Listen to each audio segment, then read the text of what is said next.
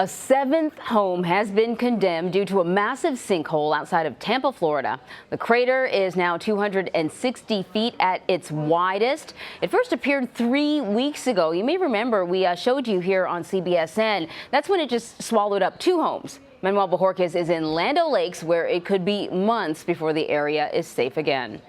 Officials describe this mammoth sinkhole, now filled with water, as the largest in the county in 30 years. It swallowed 2 homes in this Tampa suburb when it suddenly appeared July 14th. After it widened again over the weekend, 5 more houses were condemned, and even more families were displaced. The news that we're not going to be able to go back in ever to the house is sad, but it offers closure. It's not safe to live in.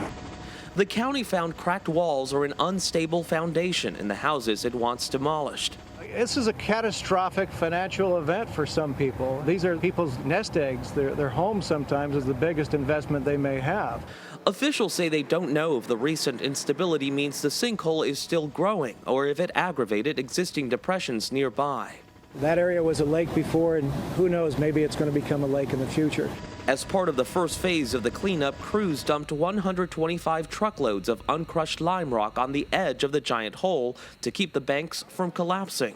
Next, waste trucks will pump out contaminated water while a backhoe floating on a barge removes debris from the center of the sinkhole. Some residents remain unconvinced. They keep putting dirt in it, and the dirt is gonna keep moving. Manuel Bojorquez joins me now. Manuel, we just heard from that resident who was not convinced that the strategy was going to work. At this point, is there even a timetable for the cleanup?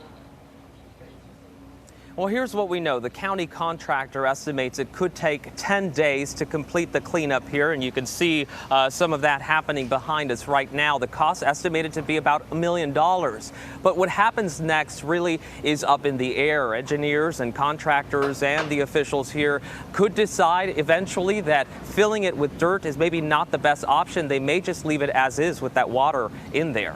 Yeah, this is a thing that we've seen pop up across Florida several times a year. I think something like this happens.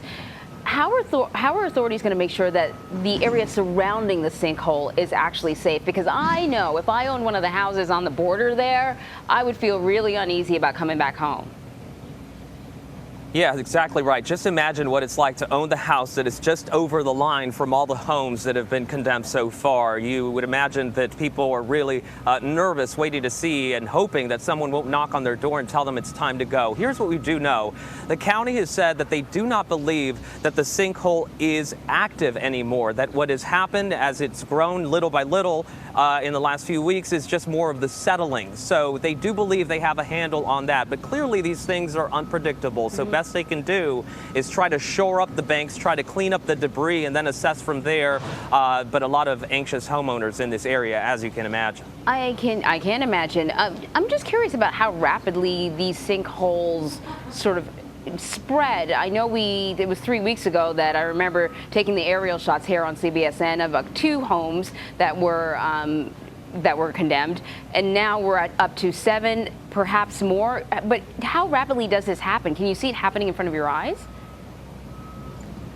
Yeah, sometimes you can. You can see, and I think you saw in the video there, where just chunks of somebody's lawn appear to be drifting deeper and deeper into the hole. And then those homes, of course, going down in there, and then it just kind of creeps little by little. But these things are so unpredictable. As you know, covering Florida, they happen a lot. The #1 state for sinkholes, just given what is underneath the soil here and all that underground water movement. These things can develop anywhere really in this state. And they are quick on the onset, that just drop into the ground, those homes as you saw there, and then it's a matter of figuring out how stable or unstable they are and what else might be swallowed up by them. Again, here they feel that they have enough stability right now to continue to do some of this work to stabilize this area, but very unpredictable, and a lot of people are just wondering how big this will become. Really very concerning. Manuel Bojorquez in Land O'Lakes, Florida. Thank you so much, Manuel.